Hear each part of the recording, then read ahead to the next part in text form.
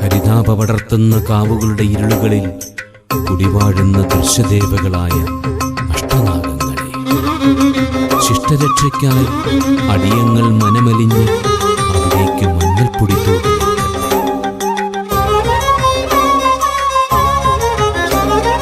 മണിനാഗങ്ങൾ കളിയാടുമ്പോ അടിയങ്ങൾ തൊഴുതാടുമ്പോൾ മലർമഞ്ചത്തിൽ എഴുന്നള്ളണേ കുടമിന്ന കഥ പാടുമ്പോ ശ്രീനാഗരാജനെന്നും വാഴ്ക, ശ്രീനാഗയക്ഷിയമ്മേ വാഴ്ക, ആദിമൂലനാമം വാഴ്ക, വേദവേദ്യരൂപനാഗം വാഴ്ക.